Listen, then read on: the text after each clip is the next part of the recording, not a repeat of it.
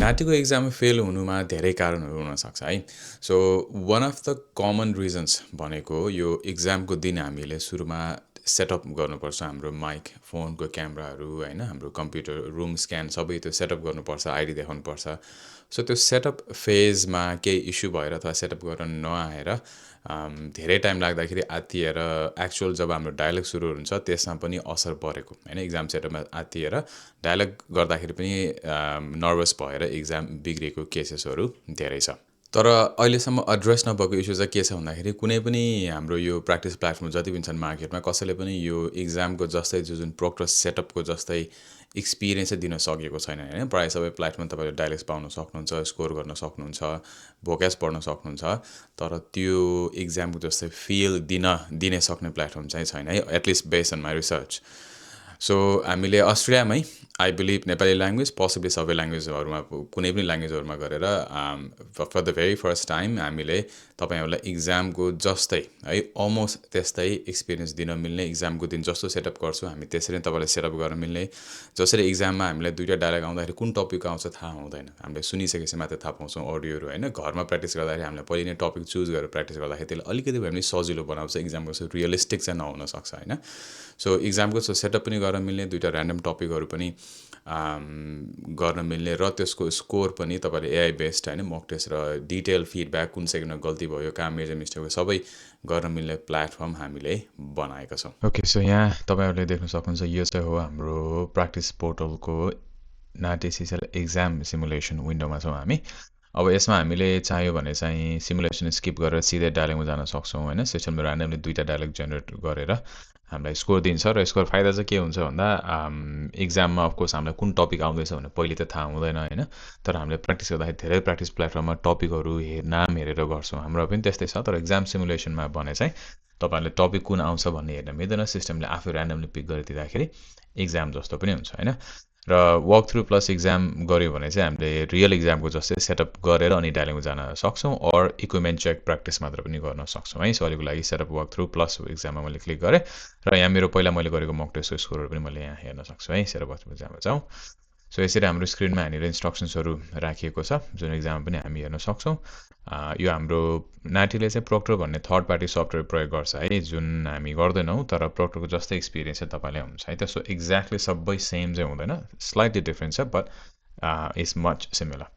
So begin सेटअपमा click गरौँ, हामी स्पिड टेस्ट गर्छौँ, इन्टरनेट स्पिड टेस्ट। यो सिक्वेन्सिङ चाहिँ फरक हुनसक्छ, नाटीको इक्जाममा आई थिङ्क स्पिड टेस्ट चाहिँ अलिकति एन्डतिर आउँछ, हाम्रो चाहिँ सुरुमै गर्छौँ है। सो हामीले कन्टिन्यूमा क्लिक गर्ने, नोटिफिकेसनहरू इनेबल गर्ने सबै। अब यहाँ चाहिँ म यो इन्कग्निटो मोडमा भएर देखाएको छ, सो इनेबल क्लिक गरेपछि हाम्रो भइ नै हाल्छ। इक्जाममा एउटा पपअप जस्तो पनि आउँछ है, नोटिफिकेसन पनि हामीले क्लिक गर्नुपर्छ। स्क्रिन सेयरिङ हामीले अलाउ गर्नु पऱ्यो है। स्क्रिन सेयरिङमा चाहिँ हामीले इन्टायर स्क्रिन अलाउ गर्नुपर्छ, कुनै स्पेसिफिक विन्डो छ होइन। सो मेरो दुईवटा मोनिटर देखाएको छ, दुईवटा मोनिटर युज गर्न पाइँदैन इक्जाममा, एउटा मात्र मोनिटर गर्नु पऱ्यो है।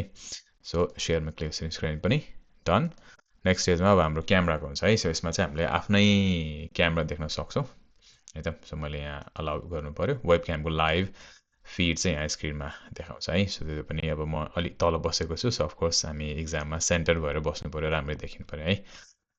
अनि यो चाहिँ माइक स्टेज हो, जहाँ चाहिँ हामीले एउटा अडियो सुनेर प्ले गरेर आफ्नै भोइस आफै सुन्न पनि सक्छौँ र माइकले काम गरेको छ कि छैन चेक गर्न सक्छौँ, बिकज इक्जाम सुरु भइसकेपछि हामीले आफ्नो आवाज सुन्न चाहिँ मिल्दैन है। रियल इक्जाममा चाहिँ यो माइक टेस्टिङ स्टेज अलिक पछि आउँछ। त्यसपछि यहाँ चाहिँ मैले स्किप गरेँ अहिलेको लागि। अनि फेरि पनि फोटो लिनु पऱ्यो होइन, आफू सेन्टर भएर बस्नु पऱ्यो फोटो लिनलाई। सो मैले बिचमा नआए पनि है, माई फेस चाहिँ क्लियरली भिजिबल टिक लगाएको छु।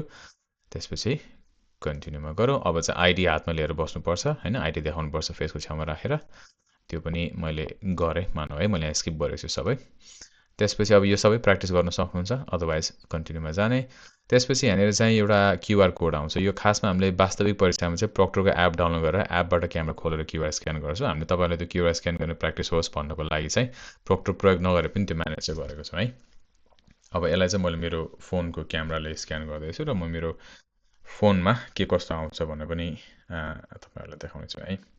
सो ओके, सो मैले यहाँ मेरो क्यामेरा खोलेँ। सो क्युआर कोड स्क्यान गरौँ, अनि त्यो लिङ्कमा क्लिक गऱ्यो भने चाहिँ यसरी हाम्रो फोनको फिडब्याक है, फोनको क्यामेरा त्यहाँ ल्यापटप पनि देखाइरहेको छ, देखाउँछ होइन। सो यसरी चाहिँ फोनको क्यामेरा अन भइसकेपछि हामीले रुमको डिफ्रेन्ट पार्ट्सहरूको सिलिङको फ्लोर होइन डेस्कको कम्प्युटर आफ्नो किबोर्ड्सहरूको फोटोहरू खिच्दै अपलोड गर्दा इन्स्ट्रक्सन आउँछ फोनको क्याम गर्दै आउँछ नि लास्टमा चाहिँ फोन यसो छेउमा कतै अड्डाएर चाहिँ राख्छ है। सो यहाँ चाहिँ मैले ल्यापटप स्क्रिनमा चाहिँ पहिला कन्टिन्यूमा क्लिक गरेँ, त्यसपछि यो फोनमा चाहिँ गर्नुपर्ने हुन्छ है त्यो बाँकी रुम स्क्यानहरू। सो मेरो फोनमा यहाँ लोड हुँदैछ। डन नेक्स्ट इन्स्ट्रक्सन होइन। अब यो PAN down and so the floor under यो डेस्क भनेको चाहिँ मैले यहाँ गरिनँ, तर हामीले फोनको क्यामेरा उतातिर होइन प्यान गरेर देखाउनुपर्छ। अब के भनेको छ होइन, सो यो डेस्क सर्फेस होइन त्यतातिर देखाएर यसरी होइन यसो गरेर मुभ गर्ने होइन, त्यसपछि नेक्स्टमा जाने। बिहाइन्ड द मोनिटर भनेको चाहिँ म त्यहाँ गइनँ है, यो सबै त्यहाँ भनेको लेफ्ट इयर राइट इयर सबै छ है। So done finish room scan सक्यो। अब यो मैले डन क्लिक गरेपछि हाम्रो फेरि यहाँ कम्प्युटरमा चाहिँ कन्टिन्यू गर्छौँ हामी।